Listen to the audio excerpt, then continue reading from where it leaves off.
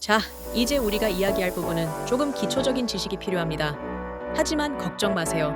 목화토금수 오행의 상생상극 관계만 알면 충분합니다. 목생화, 화생토, 토생금, 금생수, 수생목, 그리고 목극토, 화극금 등 이 기본적인 상생상극의 원리만 이해하고 계시면 됩니다.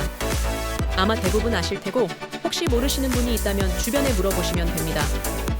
사주에는 십성이 10개 있고 이 십성에서 파생된 격도 10가지가 나옵니다.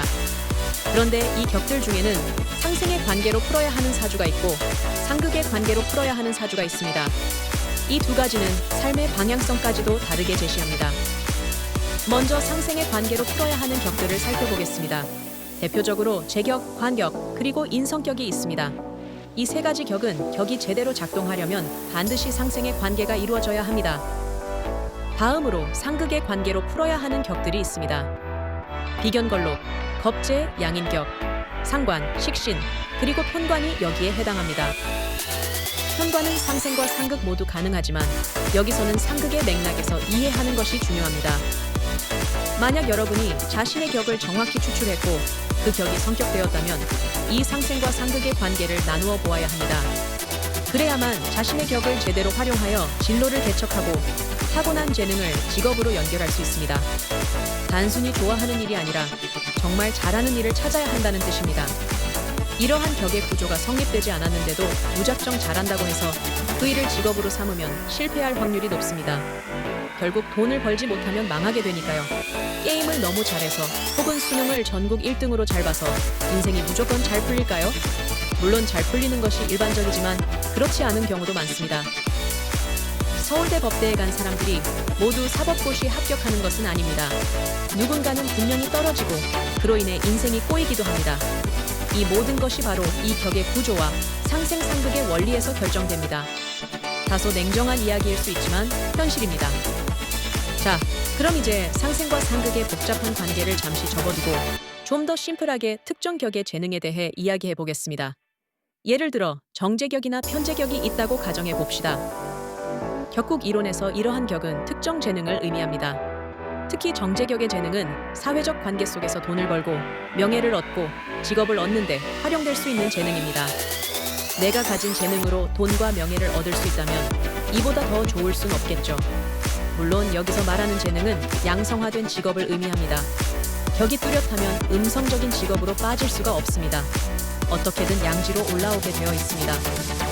그렇다면 정제격의 재능은 무엇일까요? 바로 유지하는 능력입니다. 유지, 관리 또는 무언가를 꽉 잡고 놓지 않는 능력. 이것을 어렵게 표현하면 항상성이라고 할 수 있습니다. 정제격이 가진 최고의 재능이죠. 그리고 이 재능을 돈을 벌고 직업을 얻는 데 활용할 수 있다는 것입니다. 이러한 능력을 학문으로 대표하자면 수학과 비슷합니다. 하지만 의외로 정제격들은 수학을 싫어하는 경우가 많습니다. 그럼에도 불구하고 정제격이 잘 발달한 사람들은 맡은 일을 귀엽고 해내는 특기가 있습니다. 싫어해도 해냅니다. 감정이 개입되지 않습니다. 제가 고등학생 때 깜지를 했던 기억이 납니다. 수학의 정석을 하루에 한 장 반씩 깜지로 써야 했는데 불시에 검사에서 못한 친구들은 복도에서 맞았습니다. 그때 한 12명 정도가 맞았는데 정말 아팠죠. 그때는 사주를 몰랐지만 그 깜지를 충실히 해낸 친구들이 있었습니다. 제가 보기엔 정상이 아니었어요. 그 많은 양을 해낼 수 있는 수준이 아니었거든요. 하지만 정제격이 잘 발달한 사람들은 그런 재주가 있습니다. 주변의 선생님이나 부모님이 그 친구를 보면 와 대단하다 라고 감탄하죠. 남들은 하기 싫으면 안 하는데 이들은 어떻게든 꾸역꾸역 해내고 그래도 해야지 하면서 해냅니다. 우리는 이것을 책임감이라고 표현합니다. 정제격들이 결혼을 잘하는 것도 기본적으로 책임감이 있기 때문입니다. 이것이 바로 재능입니다.